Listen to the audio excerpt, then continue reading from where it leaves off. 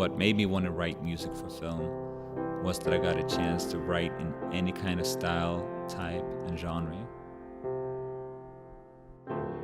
I produced rap albums, I wrote music for comedies, TV shows, dramas, sport films.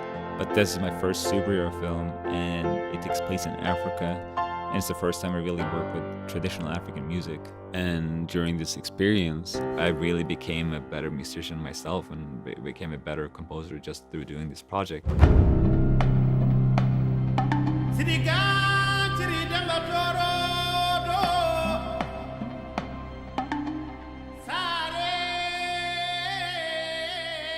It was a long process of creating the score. I've been working with the director Ryan Coogler for about 10 years now. And when I read the script he wrote for Black Panther, I was immediately blown away. And I'm like, the only way I can write music that fits these colors and images and stories I'm reading is to go to Africa and to do research.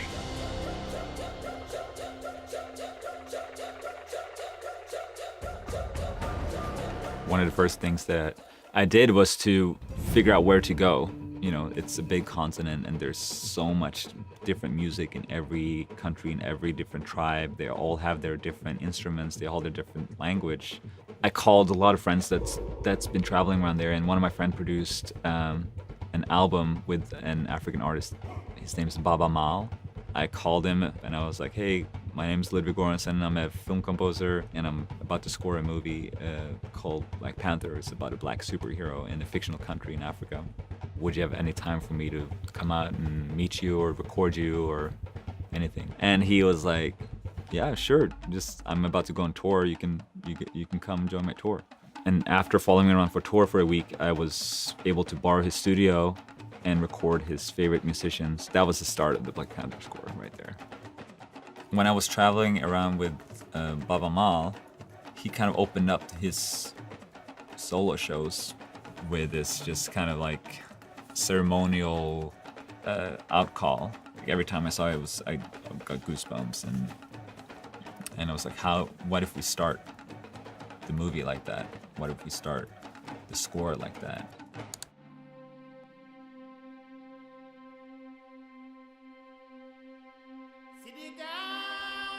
Maal is from the Fulani tribe, and in this opening scene, you can hear him sing about an elephant that had just died. Elephant being the synonym for the king.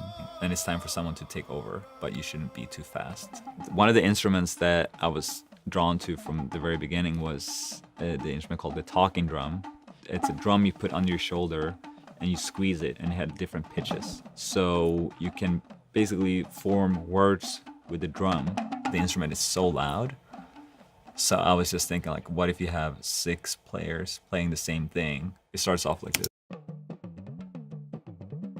You don't really hear it from the beginning, and then another player joins, and then dynamically it just grows and grows, and then it goes into a huge ensemble. And then I had a solo on top of this.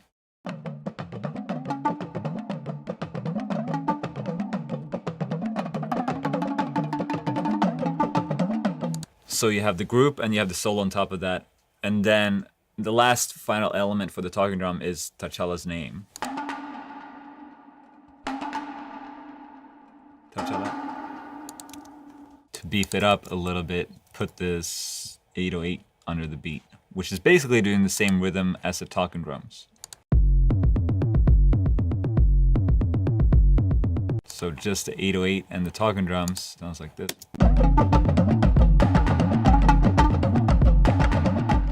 This is the basic beat for T'Challa's theme.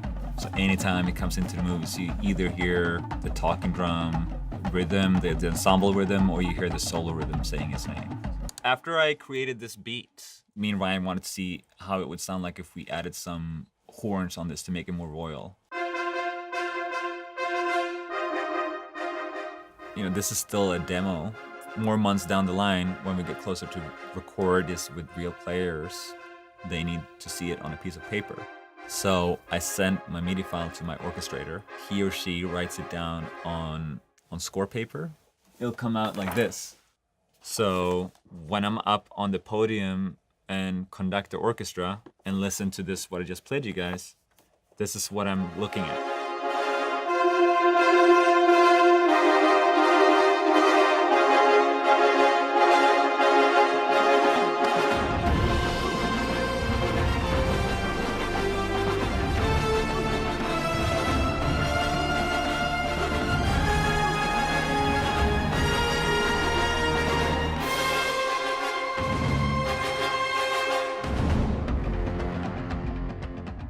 People have been waiting for this movie forever. This is culturally something that's never been done before. When I went to Bob Maal's concert, as soon as he started singing, it was just like waking up from a coma or something. And I was trying to recreate that moment with this piece of music. Music is from Africa, and I could never have done this score without going there and spending time with the griots, listening to their stories and their rhythms that they've been passing on from generation to generation. And I just can't wait to go back because there's so much more to study and learn.